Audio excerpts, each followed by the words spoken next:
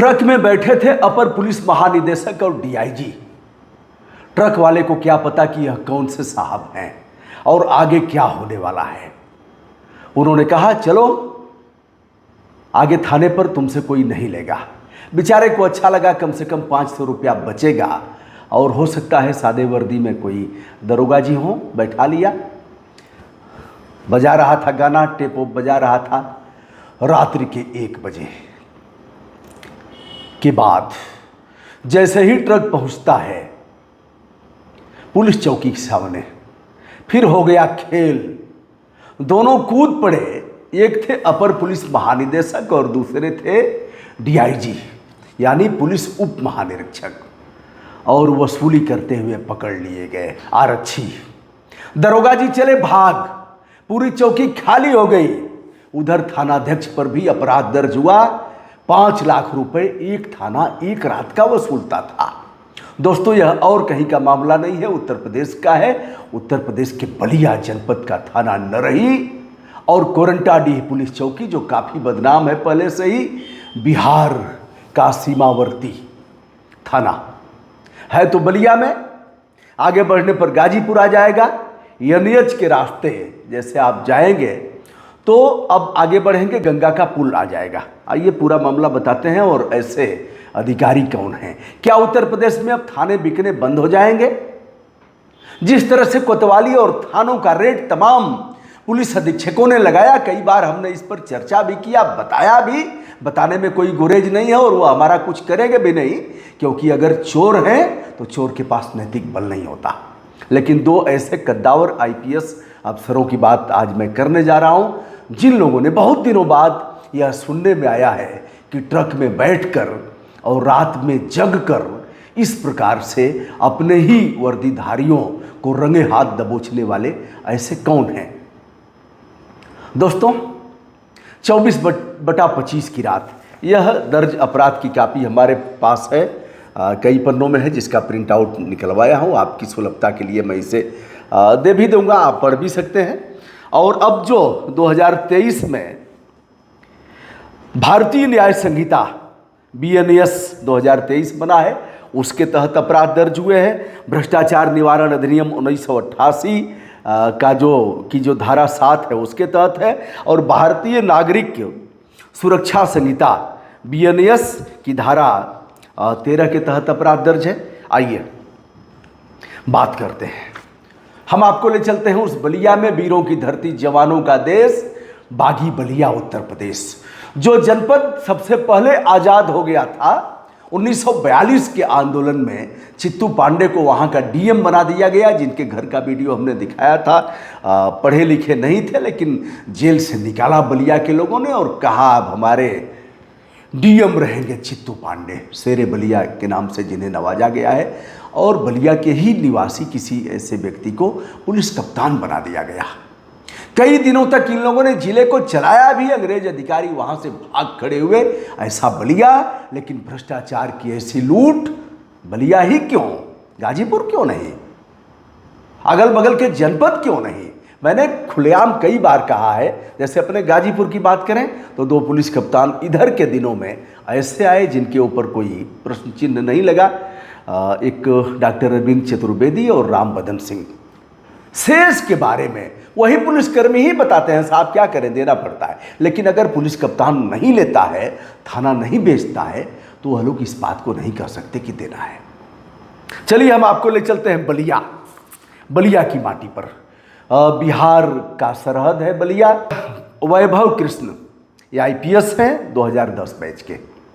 अभी जल्दी ही जून में इन्होंने कार्यभार ग्रहण किया है डीआईजी आजमगढ़ के पद पर, जिसमें मऊ और बलिया आता है। इन्हें सूचना मिलती है कि बलिया में नरही थाना ऐसा है जहां रेट लगता है थानाध्यक्ष बनने के लिए, और एक दिन में 5 लाख रुपए वहां आता है केवल ट्रकों की वसूली से। जो ट्रक बिहार से बालू भर करके आते हैं, उन ट्रकों से वसूली होती है और एक ट्रक से 500 रुपया लिया जाता है। 1000 ट्रक लगभग रोज पास होते हैं। इन्होंने यह बात बताया पीयूष मोरडिया जी को, जो एडीजी वाराणसी जोन है, अपर पुलिस महानिदेशक वाराणसी जोन। यह लगभग 10 जिले आते हैं एक जोन में। पहले जोन आईजी देखते थे, अब एडीजीपी देखते हैं। इनसे बड़ा रैंक एक ही है, डीजीपी का। यह 1998 बैच के आईपीएस हैं, एमबीए एलएलबी किया है और इंजीनियरिंग के छात्र हैं वैभव कृष्ण। इन्होंने यह मूल रूप से अजमेर के रहने वाले हैं और वैभव कृष्ण बागपत के रहने वाले हैं। हमारे जनपद में पुलिस कप्तान रहे। हमारी मुलाकात तो नहीं रही, जाते जाते मैंने देखा एक अटैची लेकर के यह बंदा निकल गया था और लोगों ने बड़ी सराहना किया था। साहसपूर्ण पहल करते हुए, कुछ दिन का कार्यकाल था। जाते जाते हमारी मुलाकात हुई थी। हमने कहा वैभव जी, जो यहाँ अर्जित किया है इसको बरकरार रखिएगा। इतनी ही हमारी मुलाकात है इनसे। अब चलिए हम बताते हैं, आपको ले चलते हैं बलिया के नरही में। और नरही में जो हुआ, वैभव कृष्ण बताते हैं अपने एडीजीपी को कि सर ऐसे ऐसे हो रहा है और वहाँ इस प्रकार की लूट है। प्लान बनता है और फिर 24/25 की रात, यानी कल की रात में डीआईजी के नेतृत्व में 3 टीमें गठित होती हैं, अलग अलग पुलिसकर्मी, अलग अलग वाहन, और एडीजीपी साहब भी पहुंचते हैं। इनके नेतृत्व में भी टीमें गठित होती हैं और सादे भेष में, ऐसा भेष जैसा विजिलेंस के लोग पकड़ते हैं, कई बार मैं बता चुका हूं, रहा भी हूँ साथ में, तो आप जान नहीं पाएंगे कि यह लोग पुलिसकर्मी होंगे, यह लोग पुलिस के अधिकारी होंगे, ऐसा किया जाता है। बहरहाल यह टीम पहुंचती है। टीम आगे पीछे इनके वाहन होते हैं और उसी में यह लोग गुजरते हैं, जाते हैं भरौली तिराहा। अब भरौली तिराहे से बढ़ते हैं, देखते हैं कि वसूली हो रही है, ट्रकें रुकी हुई हैं और उनसे पैसे वसूले जा रहे हैं। ये लोग सीधे सीधे अपनी गाड़ी लेकर के जाम में फंसते हुए आगे बढ़ते हैं और चले जाते हैं। गंगा नदी का जो सेतु है उसे पार करते हैं, पहुंच जाते हैं बिहार में। बक्सर आता है, बक्सर के गोलंबर पर जाकर के आपस में बातचीत करते हैं और देखा प्लान बनती है कि कैसे पकड़ना है। अब टीमों के लोग सतर्क हो गए, सबको इनकी अपनी अपनी जिम्मेदारी दे दी गई। अब पुनः वाहन वहाँ से वापस आते हैं तो सबसे पहले देखा गया कि यहाँ तिराहे पर जो गोलंबर है, यहाँ नरही थाने क्षेत्र में जो आता है भरौली तिराहा, उस तिराहे पर कुछ जवान डिवाइडर पर कुर्सी लगा करके बैठे हैं और कुछ लोग वसूली कर रहे हैं। लेकिन प्राइवेट लोग भी बहुत हैं, उनकी संख्या दर्जनों में है। यह कहाँ से आए और डंडा लेकर के वही वसूली भी कर रहे हैं। पुलिसकर्मी भी हैं लेकिन वह बैठे हुए हैं, वसूली करने वाले तो और लोग हैं, डंडा पटक करके और भय त्रास दे करके, डरा करके ले रहे हैं, 500-500 रुपया ले रहे हैं। पुलिस टीम सतर्कता के साथ पकड़ती है। एक आरक्षी पकड़ा जाता है और शेष लगभग 16 लोग पकड़े जाते हैं। जो आरक्षी पकड़ा गया है उसका नाम है हरिदयाल सिंह। वह पकड़ा गया, शेष लोग फरार हुए। जब पकड़ा गया तो उसने बताया कि साहब हम ही नहीं थे, हमारे साथ प्रधान आरक्षी विष्णु यादव थे, आरक्षी दीपक मिश्रा थे और आरक्षी बलराम सिंह थे। साहब जो डिवाइडर पर बैठे हुए थे यही थे। साहब ये अलग अलग ड्यूटी पन्ने लाल जो हमारे इंस्पेक्टर हैं वह लगाते हैं। आज संजोग से हम लोगों की ही ड्यूटी थी। जिसकी ड्यूटी लगती है वो अपने को भाग्यशाली समझता है, क्योंकि उस दिन तो उसके लिए लक्ष्मी की बारिश होती है। बहरहाल पकड़ करके शेष जो लोग पकड़े गए उनका भी हम उल्लेख कर देते हैं, बता देते हैं कौन लोग हैं। यह इसमें उल्लिखित है। और कुल मिलाकर के जो वाहन पकड़े गए हैं वह वाहन भी काफ़ी हैं। 25 मोबाइल पकड़े गए हैं, 14 मोटरसाइकिल पकड़े गए हैं, रुपए बरामद हुए हैं, नोटबुक पकड़ा गया है आरक्षी के पास से, जिस पर ट्रकों के नंबर और यह सब लिखा गया है। चलिए, वहाँ पुलिस कप्तान हैं देवरंजन वर्मा। यह 2011 बैच की आईपीएस है। मुझे नहीं लग रहा है गोल्ड मेडलिस्ट भी हैं। मुझे नहीं लग रहा है कि अभी जल्दी ही इनकी पोस्टिंग बलिया में हुई है, लेकिन इन्हें कानो कान खबर नहीं दी गई। यह प्लान केवल डीआईजी आजमगढ़ वैभव कृष्ण और एडीजीपी पीयूष मोरडिया के नेतृत्व में यह प्लान बनी थी और उन्हीं के साथ लोग थे। अब आइए बढ़ते हैं।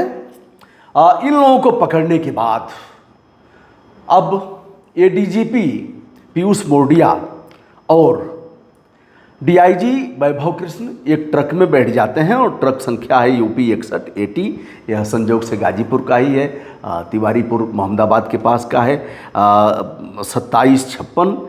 इसमें बैठ जाते हैं क्योंकि आगे देखना है कोरंटाडीह। कोरंटाडीह ऐसी पुलिस चौकी जहां जिसकी नियुक्ति हो जाती है वो अपने आप को सौभाग्यशाली समझता है और लाखों रुपए वह नियुक्ति के लिए देता है। वहाँ एक चौकी इंचार्ज साहब हैं तथा 7 सिपाही हैं। राजेश कुमार प्रभाकर वहाँ के चौकी इंचार्ज हैं कोरंटाडीह के। अब दोनों अधिकारी ट्रक में बैठ कर के आगे बढ़ते हैं। ट्रक वाले से बताते हैं कि हम चलो आगे नहीं लगेगा, वह बैठा लेता है। आगे बढ़ते हैं तो वहाँ ट्रक की लाइन वहाँ भी लगी हुई है, वहाँ रोका गया तो 500 रुपये की मांग की गई। ड्राइवर ने कहा कि साहब पैसा नहीं है उधर, तो हम दे के ही 500 आए हैं। कहा ठीक है 500 वहाँ देते हो तो यहाँ भी लगता है ना, नए नए आए हो क्या। बहरहाल जैसे ही 500 रुपये देने के लिए निकालता है वैसे ही दोनों अधिकारी ट्रक से नीचे कूद करके एक आरक्षी को अरेस्ट करते हैं और एक भाग गया। जो पकड़ा गया है वह उसी चौकी का आरक्षी है और वह बताता है कि साहब आज हमारी ही ड्यूटी लगी थी, बारी बारी लोगों की ड्यूटी लगती है। यह आरक्षी कोई गुप्ता जी हैं जो पकड़े गए हैं और इन्होंने पूरी कहानी बताया कि कैसे कैसे साहब हम निर्दोष हैं और रहम करिए, हमको छोड़ दीजिए। देर रात तक यह कार्रवाई चलती है, पूरी रात जगना होता है। यह एक बड़ी कार्रवाई है और यदि देखा जाए पूर्व के पुलिस कप्तान को देखा जाए, यह छोटी घटना नहीं है। यह केवल जो पन्नेलाल हैं, पन्नेलाल बिरनो हमारे यहाँ के थानाध्यक्ष ने, हमारी मुलाकात नहीं है लेकिन यहाँ भी खूब खेल पन्नेलाल ने पन्ने पन्ने पर खेल किया, इसे भी आप जानिए। और पन्नेलाल यहाँ से वहाँ गए तो मालामाल हो गए और यह कहानी बहुत से लोगों ने बताया था। अब यह है कि इस कहानी को अगर आप बताने जाएंगे, देखने जाएंगे तो आप ही नाप दिए जाएंगे। दोस्तों पहले ऐसा नहीं होता था लेकिन अब प्रचलन में हो गया है। यह बात मैं आदित्यनाथ योगी जी को संदर्भित करते हुए कह रहा हूं कि आपकी पुलिस अब फर्जी मुकदमे में ठेल देगी, रेल देगी और वह कहेगी ठोक दो, कर दो, इसको नाप दो, ऐसे करके। पहले इस तरह के मुकदमे नहीं होते थे, अब लोग डर गए हैं। धरना प्रदर्शन भी कम हो गया है। वाक और अभिव्यक्ति की आज़ादी जो थी वो उसका भी हनन हुआ है। लोग बोलने से डरते हैं, मुझसे भी कहते हैं लोग बच बचा के। और बोलने में मेरे ऊपर भी अपराध दर्ज हुआ है, मैं उसको भी बताऊंगा। बोलने में मेरा कोई अपराध नहीं है और मैं उसको झेल रहा हूं, लड़ रहा हूं, लेकिन लड़ने का मादा है, कोई कमी नहीं है भीतर से, इसलिए लड़ लूंगा, उसको बताऊंगा। इतना बताऊंगा कि तमाम लोग बेनकाब होंगे। उस वीडियो में मैं बताऊंगा कितने लोगों का कच्चा चिट्ठा खुलेगा उसमें। ऐसे थोड़े ही है कि मैं चुप हो जाऊंगा। दोस्तों अब कुल 23 लोगों पर अपराध दर्ज हुआ है। इसके पहले एक दरोगा का आपने सुना था, वाराणसी का चौकी इंचार्ज, जो 42 लाख रुपए लूट का मुख्य आरोपी था। क्राइम ब्रांच बता करके लूटता था और पीयूष मोरडिया साहब ने विशेष रूप से इंटरेस्ट लेकर के उसे पकड़वाया, जो जेल गया है सूर्य प्रकाश पांडे। और अब 2 दरोगा, जिसमें चौकी इंचार्ज राजेश कुमार प्रभाकर है और थानाध्यक्ष निरीक्षक पन्नेलाल हैं, यह अपराध दर्ज कराया है निरीक्षक सुशील कुमार ने। यह प्रथम सूचना रिपोर्ट है भारतीय न्याय संहिता की धारा 111, 309 /4, 310 यह सब है। आप मैं डाल दूंगा, इसको पढ़ लीजिएगा। अब आईपीसी और सीआरपीसी यह सब खत्म हुआ, जिनके नाम हैं और लोग जो पकड़े गए हैं। इसमें जानिए आरक्षी हरदयाल सिंह का हमने उल्लेख किया और आरक्षी सतीश गुप्ता, रविशंकर यादव, विवेक शर्मा, जितेश चौधरी, वीरेंद्र राय, सोनू सिंह, अक्षय कुमार पांडे, वीरेंद्र सिंह यादव, अरविंद यादव, रमाशंकर चौधरी, जवाहिर यादव, धर्मेंद्र यादव, विकास राय, हरेंद्र यादव, सालम अंसारी, आनंद कुमार ठाकुर, दिलीप कुमार यादव, हेड कांस्टेबल विष्णु यादव, आरक्षी दीपक मिश्रा, आरक्षी बलराम सिंह, थानाध्यक्ष पन्नेलाल, उप निरीक्षक राजेश कुमार प्रभाकर, यह लोग इसमें अपराध जो दर्ज हुआ है, यह लोग आरोपी हैं। यह सारा कुछ करने के बाद अब देखिए, ये अपराध काफ़ी लंबा है और इस अपराध में सारी बातें दिखाई गई हैं कि किसके बाद से क्या बरामद हुआ। सभी लोग जेल भेजे गए होंगे या फिर कल भेजे जाएंगे। तो दोस्तों, यह रहा दर्ज अपराध के बारे में हमने।